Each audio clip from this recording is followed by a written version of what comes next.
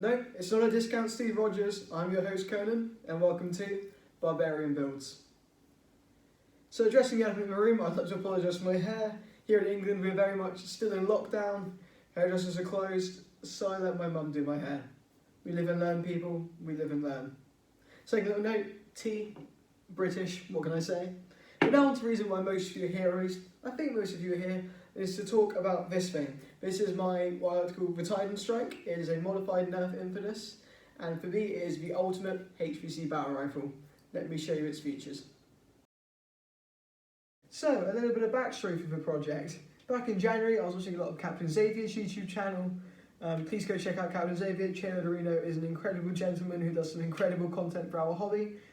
And specifically I was watching his videos on roles and loadouts in HvZ. All the different character classes you can play as in a HvZ game. Whether that's the heavy gunner who can just lay down lanes of full auto foam, or perhaps you're more specialist, someone who's like a hunter character to take out those hard to defeat threats. And it really inspired me to take on the challenge of, can I build a blaster capable of fulfilling all those different roles? Capable of being able to be a heavy gunner support, be quiet enough to be a scout/recon, but be specialist enough to deal with specific threats. And that was the fun of the challenge. And this is what I came up with. Hope you enjoy. Please let me know in the comments what your dream HvZ blaster would be. And if you have any additions I can add to my little Titan Strike project here, feel free to let me know. So to kick things off, and very much for building blocks for this project, we are going to look at the Heavy Gunner class. The class responsible for providing lots of suppressive fire at high capacity. To achieve that, I modified the Infinus so it can auto-load a Titan 50 round drum. The reason I chose a Titan 50 round drum is because I'm 5'2", trying to strap a lot of work is only 2 round max to me. I'm not going to be able to run anywhere. I've got short enough legs as it is without being any less mobile.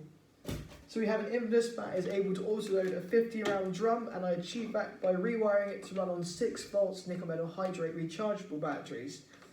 I also changed the wire to thicker gauge wire, and if anyone's curious as to why that is so much more powerful than just 6 volts alkali batteries, it's all due to just having much less internal resistance in the system now. Same joules per coulomb, just far more coulombs per unit time, which means more power. Along with that, it fires about 5 darts a second, which, it's pretty good. It's nice to just be able to auto-load from just a side dump pouch and have that 5 darts a second fire. But I did want more fire, so then I built this little barrel attachment, which is simply 2 speed swarms bolted to a retaliator barrel, which is bolted to a camera mount, which has a button in the end, so when I press it... Sorry for anyone using headphones, I know this is quite loud. You have 2 fully automatic speed swarms, and it's nice and modular, as Captain Xavier would say. We love all things modular.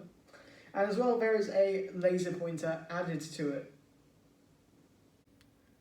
Being honest, a laser sight when you have such high rate of fire really isn't necessary, but it is nice when the Titan Strike is in that hip fire configuration. The laser pointer comes with not only a UV and regular flashlight, you can also pick your reticle. My personal preference is the smiley face, but it's nice to have the options to choose from. That's how I made the Titan Strike be able to fill that suppressing fire role. Everything fully charged fires about 10 darts a second, and that is more than perfect for what I needed to do. Next up, we're going to take a look at those scout and reconnaissance classes as well as the basic infantry classes. And that's really where the side Delta Troopers came in. Delta Troopers are a very small, lightweight package that offer slam fire and great performance. I have 9 kilogram springs in mine, as well as they are much quieter for stealth situations than revving the main Infinus itself. Perfect for whether you're an infantryman or you're doing reconnaissance. It's great firepower and it can be silent and rather stealthy. Obviously, to make it as compact as possible, we don't run the 50 round clip with this one. I run personally the 30 round Infinus drum, as well as these 22 dart worker mags. They are lightweight, they are compact, they are high capacity, and overall I'm very impressed at how mobile and lightweight this thing remained. The heaviest part of this blaster is still very much the battery packs in the back. So that is how I would run it if I had to be a bit more mobile. Again, I'm not really much of a runner, I've only got little legs, but not having to carry so much bulk and this being very compact really helps. I swear, any darker in here I'm going to end up in a DC movie. Anyway, welcome back, and the final class we're going to take a look at is the Hunter. The Hunter is that player on the battlefield that is specifically equipped to be able to take out those hard to defeat threats. It is your role as a hunter to seek out the super zombies, seek out the shields that your teammates cannot deal with, cannot take out, and deal with it.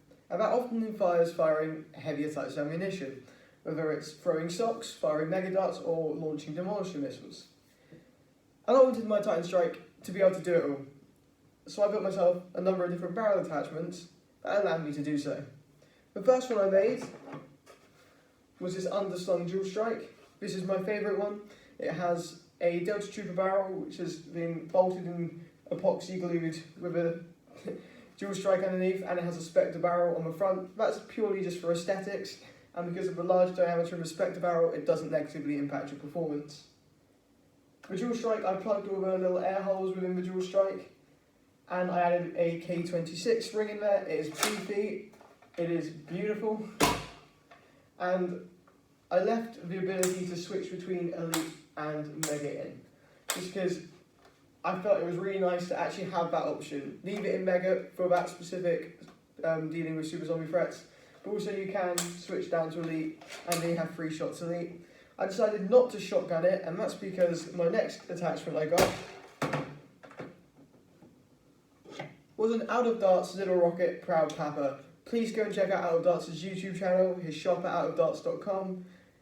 This is an incredible little product. It's basically just a really strong jolt, and you can put a whole host of different barrel attachments on it. I have ones which fire Mega, ones that shotgun Elites, which is why I left the dual strike to be single fire, and it can also fire single Elites which also fire demolition missiles. I absolutely adore these things. Just wonderful. And finally, I wanted an underslung grenade launcher, so I built this in. I love an underslung grenade launcher. It reminds me of my days playing Black Ops. A second feature I did, as well as firing demolition missiles, I have dremeled out the inside of the little rocket post. So now that you can load Elite darts in there, it will take 3 Elite darts, and although it's not always practical, it is funny to be able to shotgun Elites out of this thing because no one expects them.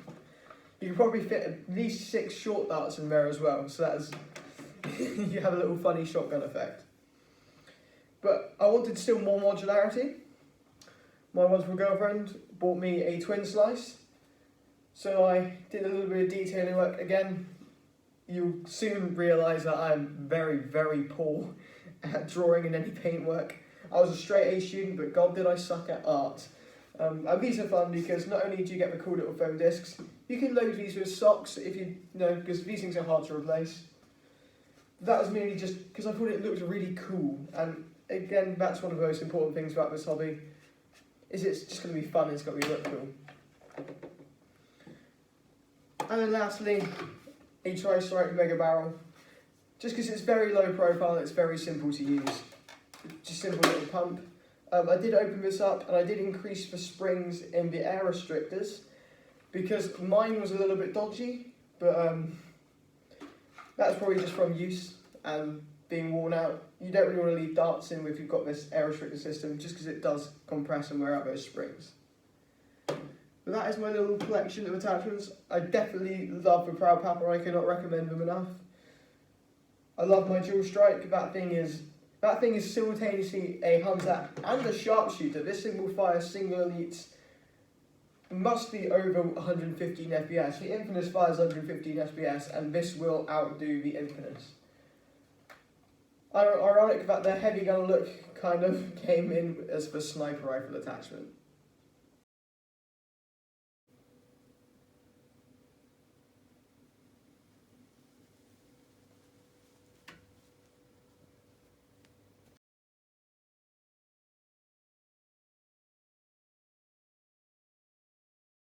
So before I end on a firing demo, I just want to make a little PSA.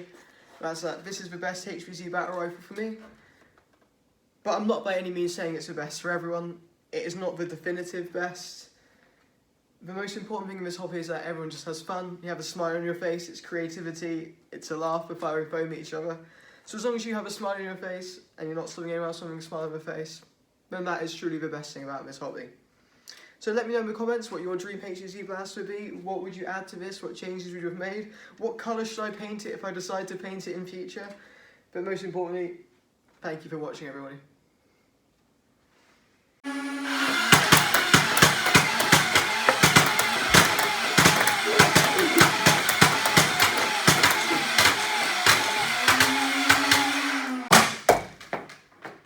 Beep. That's quite funny, actually.